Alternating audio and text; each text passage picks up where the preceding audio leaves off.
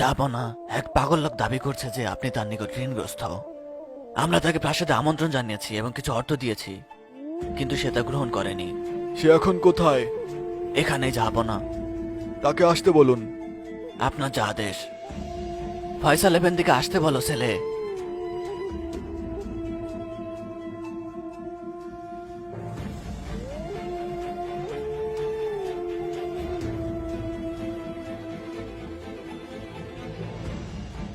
বলুন এফেন্দি, আপনি কি বলতে চান? যাব না, আপনি আমার কাছে ঋণগ্রস্ত।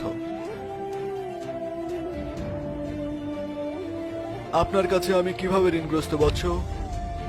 এফেন্দি, আমি ব্যবসা করতাম।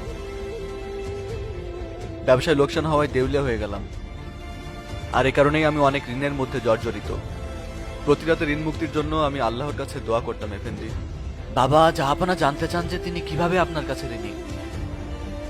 আমি যেমন বলেছি, প্রতি রাতে আল্লাহর কাছে দোয়া করতাম।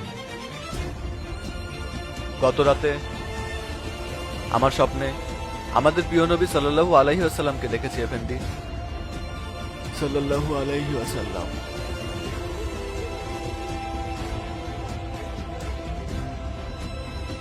তিনি আমাকে বলেছিলেন, আমার হামিদকে বলো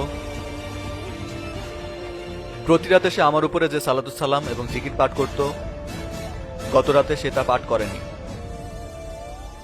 যাও এবং গিয়ে তোমার প্রয়োজনের কথা তাকে বলো। তিনি এমনটা বলেছিলেন এফেন্দি।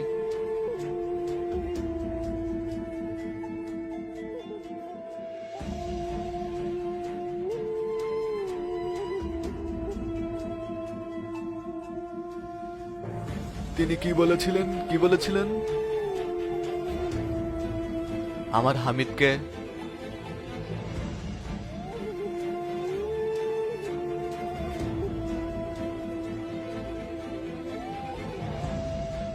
এগুলো নিন।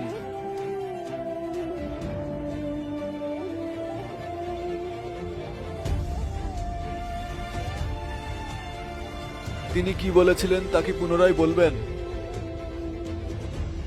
আমার হামিদ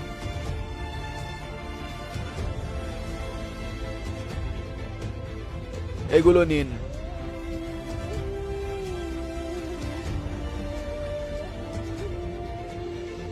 আরো একবার বলুন তিনি কি বলেছিলেন। প্রিয় নবী আমাকে স্বপ্নের মধ্যে বলেছেন যে আমার হামিদকে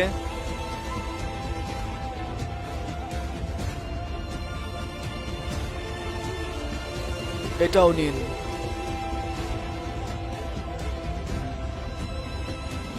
আর একবার বলুন, আমার হামিদ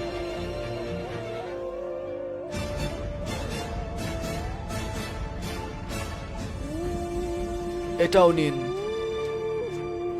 বাবা, এ পরিমাণ কি আপনার জন্য যথেষ্ট নয়? যথেষ্ট পাশা, আমি তৎক্ষণাৎ আমার ঋণ পরিশোধ করব।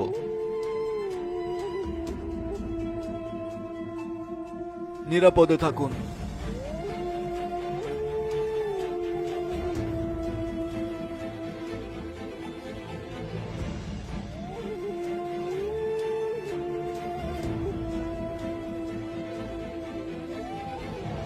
জাহাপনা,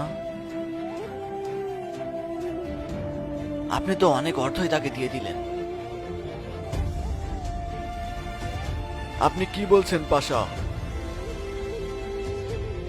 আল্লাহর কসম, তিনি যদি আমার সমস্ত ধন সম্পদ, এমনকি আমার রাজত্ব ও যদি চাইতো, আমি তাকে দিয়ে দিতাম।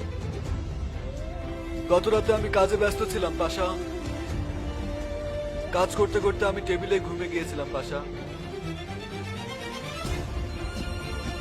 আমি দুধ পড়তে ভুলে গিয়েছিলাম। ভুল হয়ে গেছে পাশা, আল্লাহ আমাকে ক্ষমা করুন।